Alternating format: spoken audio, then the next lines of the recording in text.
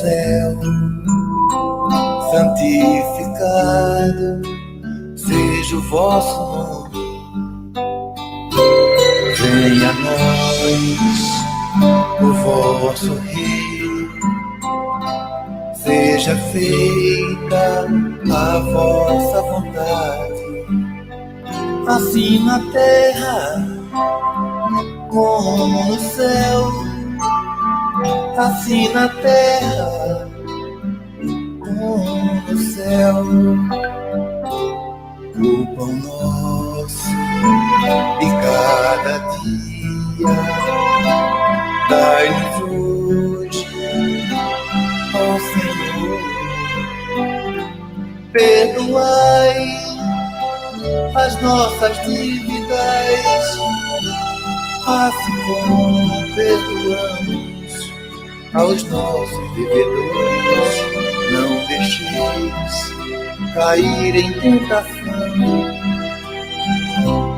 mas livrai-nos de todo mal.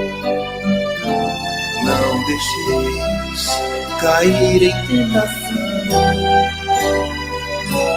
mas livrai-nos de todo mal.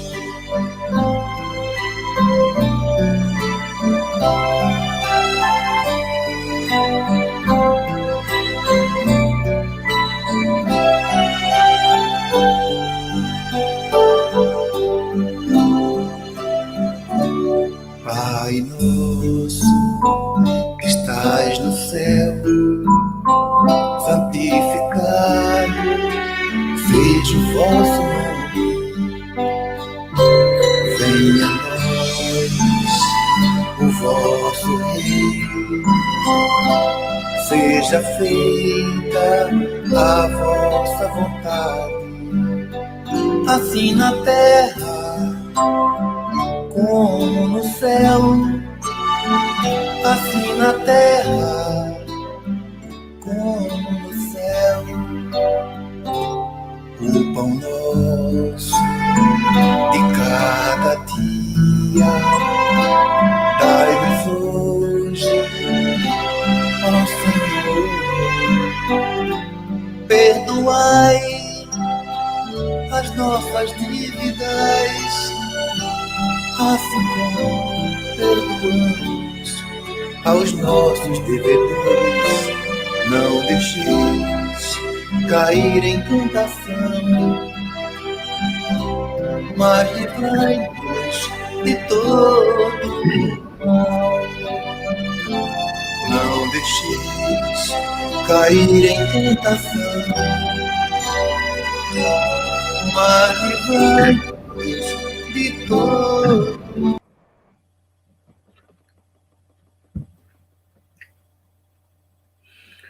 Muito boa noite, meus caros irmãos, que o Mestre Jesus nos abençoe. O Evangelho por Emmanuel, na Estação da Luz. Agradecemos sempre a presença de todos os nossos amigos conectados, sintonizados nesta conceituada Estação da Luz, que vem levando luz para todos nós. E hoje, nos nossos comentários breves, é a carta aos Romanos, que o grande apóstolo da gentilidade, Paulo de Tarso, iria falar sobre esperança e luz, interpretado por Emmanuel, o grande senador Públio Lentulus, agora na personalidade de Emmanuel, que conviveu na Terra como mentor espiritual do nosso digníssimo Francisco Cândido Xavier. E o comentário hoje da mensagem é Esperança e Luz. E nesse texto, Emmanuel vai dando uma interpretação primorosa sobre que a esperança é o estímulo com que a divina providência marcou o crescimento e a elevação da vida. Ele vai dizendo que a esperança é essa semente, é o crescimento para a elevação da vida de todos os seres humanos, todas as criaturas divinas que está mergulhado no plasma divino do Criador, está no seu processo de transformação, de mutação, de transmutação para as novas descobertas. A esperança é a semente de vida eterna de todos nós.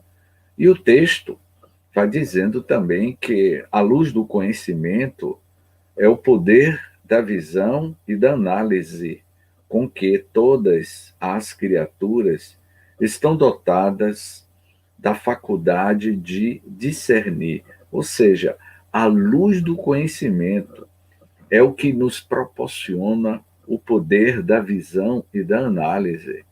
Na medida que você vai adquirindo o autoconhecimento, ampliando o seu estado de consciência espiritual, a sua visão vai ficando muito mais ampliada, muito mais perceptiva, como iria dizer Sai Baba. Sai Baba vai falar de forma alegórica. Se você tiver uma lâmpada de 60 velas dentro de uma despensa, você só vai enxergar com essa lâmpada de 60 velas.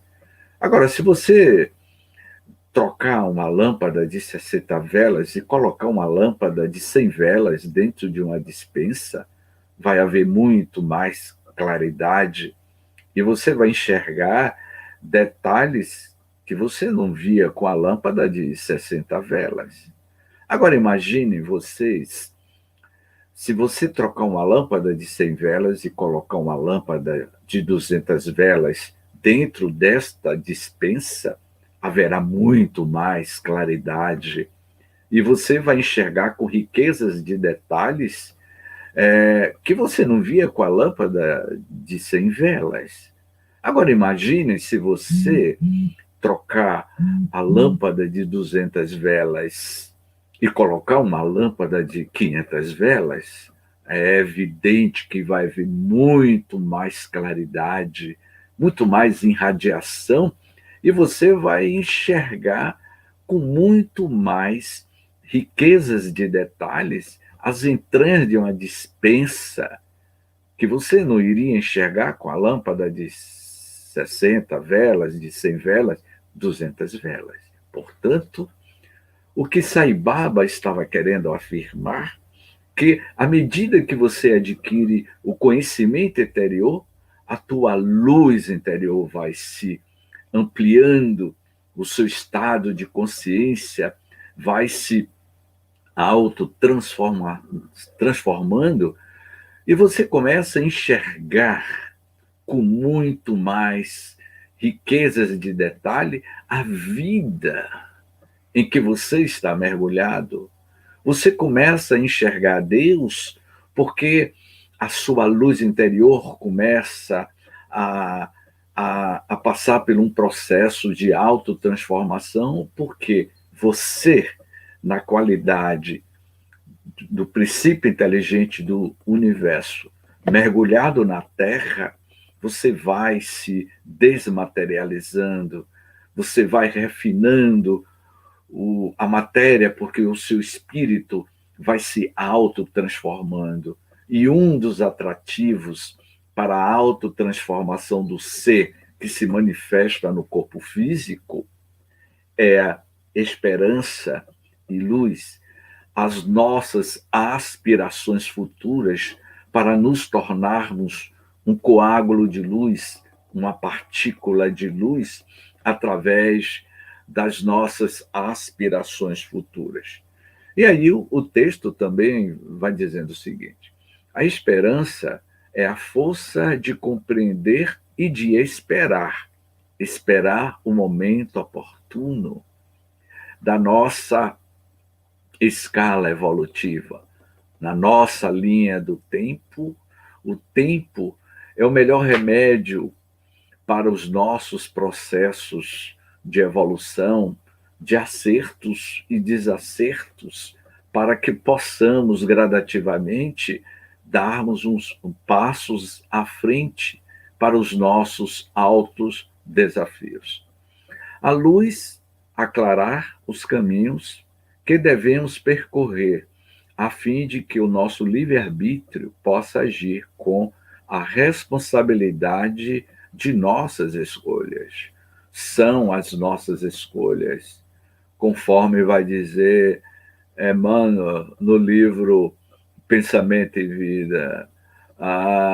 O pensamento cria a vida que você escolhe. Somos nós que vamos escolher através dos nossos pensamentos. Os nossos pensamentos são as nossas atitudes, as nossas escolhas, e essas escolhas estão dentro do nosso livre-arbítrio. Então, o pensamento cria a vida que você procura, que você estabelece. Então, esse texto, Emmanuel, vai dizer que a própria natureza nos propicia lições na área de nossas afirmativas. Emmanuel, ele quer nos identificarmos que todas as criaturas humanas, nós, estamos conectados com a natureza, com o ecossistema.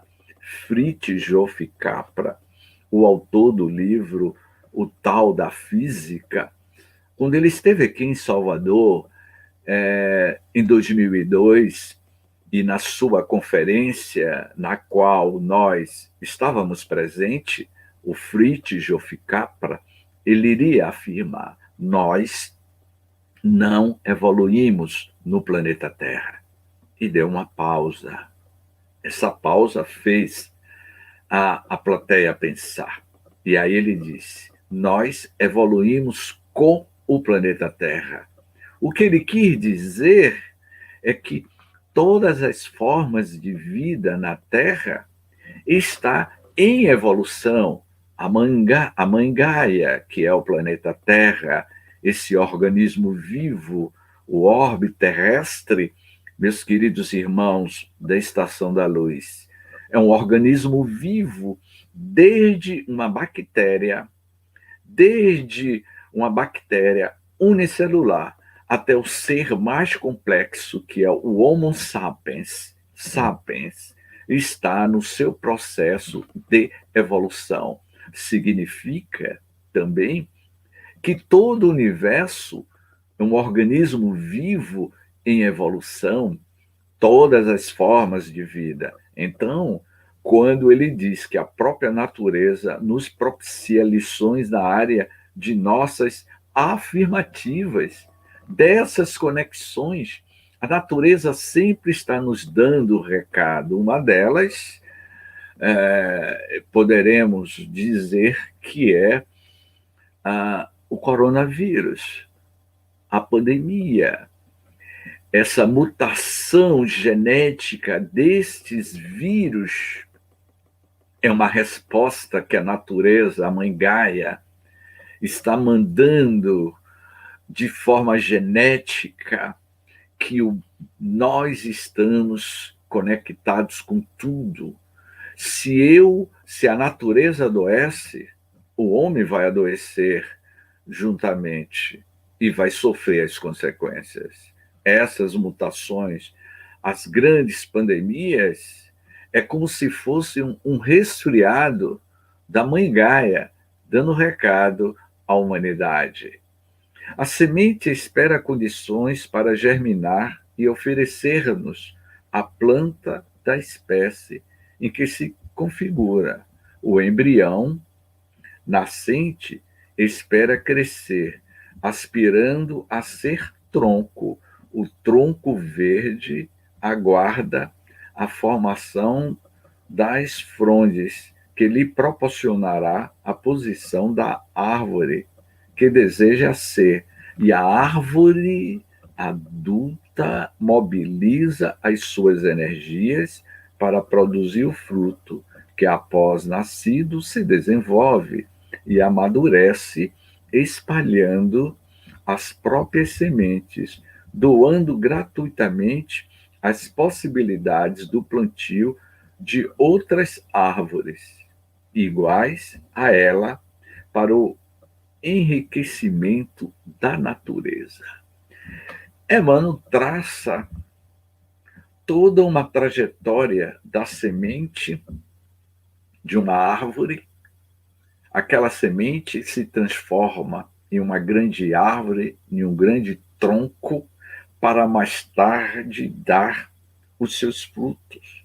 É a esperança, é a luz, que é o fermento, é o adubo desta natureza, desta árvore.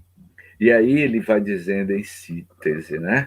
Em síntese, tão simples, temos uma noção de vida da criatura humana perante o mundo que lhe serve de temporária moradia e diante do próprio universo. Seja bem-vindo, nosso amigo Wilson. Gratidão sempre pela sua presença, Wilson. Nós estamos tratando aqui do tema Esperança e Luz, e que Emmanuel nos convida que essa esperança e essa luz é a bússola de orientação, é o roteiro para as almas que ainda está acrisolada ao corpo físico, presa ao corpo somático. E ele vai dizer, eu vou repetir aqui de novo. Em síntese, tão simples, temos uma noção de vida da criatura humana perante o mundo que lhe serve de temporária moradia e diante do próprio universo. Foi o que eu comentei anteriormente. Nós somos cidadãos do universo. A nossa casa, a nossa pátria espiritual é a nossa verdadeira. Os mundos físicos poderiam nunca ter existido.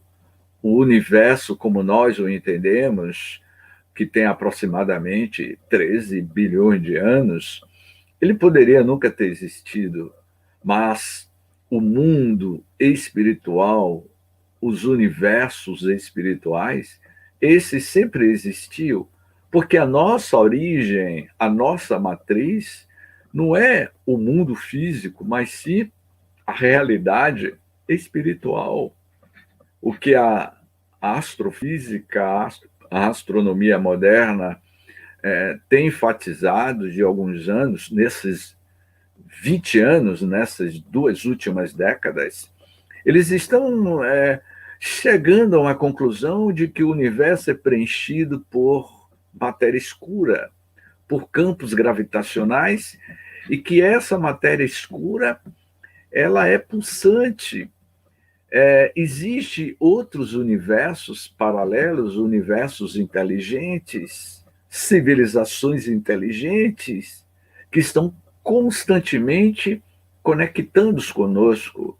E o espírito de Emmanuel sabe perfeitamente quando o Emmanuel resolve realizar uma viagem com o Chico para os confins, ou melhor, para a periferia da nossa galáxia, e em desdobramento espiritual, Emmanuel leva Chico e ele faz uma viagem intergaláctica, interplanetária, fora do veículo físico, quando Chico diz: já não consigo mais imaginar essas incomensuráveis distâncias das diversidades de moradas existentes no universo. E aí o Emmanuel retorna com Chico para sua cidadezinha em Pedro de Leopoldo. Portanto, as nossas moradas físicas são temporárias, mas as nossas verdadeiras moradas diante do universo, elas são esplêndidas, maravilhosas. Portanto, quando, nesse mesmo texto, Emmanuel diz assim: primeiramente, o espírito humano se prende à vida fetal, em primeiro lugar. O espírito humano, ele tem o seu processo fetal, não é? Ou seja, nasce nas condições em que se encontra, trazendo consigo as qualidades ou os defeitos que procurou adquirir nas existências passadas, no estágio da primeira infância, anseia crescer e senhorear um corpo que lhe forneça oportunidade de expressar-se, chegando à meninice, quer a posse da juventude, atingindo a mocidade, sonha expandir as próprias tendências felizes ou infelizes. Quem de nós não já passamos por sonhos e aspirações? Temos a nossa fase de feto, de engatear,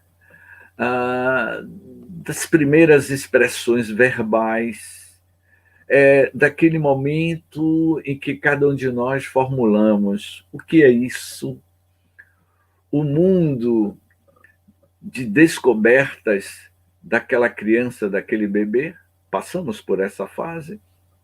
Depois vem a fase da juventude, do descobrimento. Eu me recordo, peço licença a vocês, dentro dessa interpretação de Emmanuel, quando eu tinha 14 anos, eu sonhava viajar pelo mundo. Eu comentava nos bastidores com Tavares, que é a minha profissão hoje de publicitário, fotógrafo. Eu viajo muito, já viajei para outras comunidades, para outros países, fotografando, e muito aqui em território brasileiro. Mas quando eu tinha 13 anos de idade, eu ficava no meu quarto olhando o mapa mundi e dizia que, quando eu me tornasse adulto, eu iria conhecer todo o Brasil, todas as capitais brasileiras, e que eu iria sair pelo mundo como viajante, descobrindo novas culturas, mantendo relações com outras pessoas. E hoje eu faço isso. Já há muitos anos eu mantenho contato com comunidades quilombolas, comunidades indígenas, fazendo produções fotográficas, documentários. Portanto, na minha infância, daquele menino, daquele garoto de 13 anos, o James, que escrevia em pedaços de papel, de saco de pão, que era, na época, hoje são sacos plásticos, mas na época era aquele pão enrolado em um pedaço de papel. Eu pegava aquele papel e fazia anotações que eu queria conhecer várias capitais do Brasil. E, de fato, aconteceu. Então, são as nossas aspirações, não é?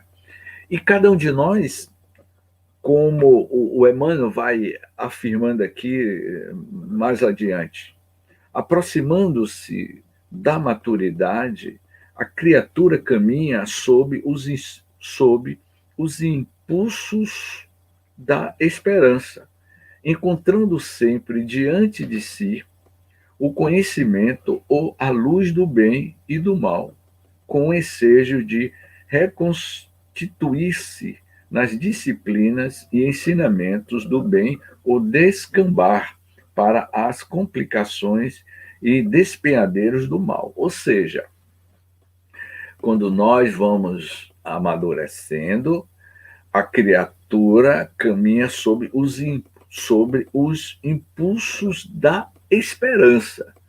Porque na análise de Emmanuel, interpretando a carta, as cartas aos Romanos de Paulo de Tarso, não é? Que essa esperança é a bússola de orientação. E quando nós vamos amadurecendo, principalmente quando atingimos a idade de 60 anos, que o nosso. Aproveitando aqui o programa para parabenizar pelo aniversário de 60 anos, que o nosso digníssimo irmão Tavares completa hoje 60 anos, e eu comentava com ele quem nasce em 1961, porque o ano de 61 foi um grande ano. Estou dizendo isso porque eu também vou completar 60 anos no dia 31 de julho. Portanto, esse é o mês dos sessentões de 1961. Então, quando nós vai se aproximando desta maturidade física e especialmente a maturidade emocional e espiritual, aumenta mais os impulsos da nossa esperança, das nossas aspirações e esperança pelo mundo melhor. Mas a esperança pelo mundo melhor certamente perpassa, em primeira instância, em você. A semente da esperança está em latência no mundo íntimo de cada um das criaturas humanas. A questão é, como é que você está regando a semente da esperança que está no jardim dentro de você? Como nós estamos adubando a esperança, a semente da esperança? O adubo da semente da esperança é a luz divina, é a verdade. Quando Simão Pedro pergunta a Jesus: Rabi, o que é a verdade?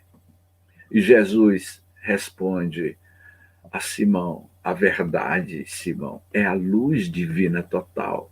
É essa luz que é a energia, que é o alimento, que é a luz cósmica que vai alimentar a nossa esperança interior. Portanto, encerrando, dizemos o seguinte: entendemos assim facilmente que a personalidade humana vive sob o estímulo da esperança nas estradas do conhecimento, que é luz a desvendar-lhe o caminho, aprendendo que, em verdade, conforme a promessa das revelações divinas, a cada um será dado segundo as próprias obras. Portanto, essa mensagem Esperança e Luz encerra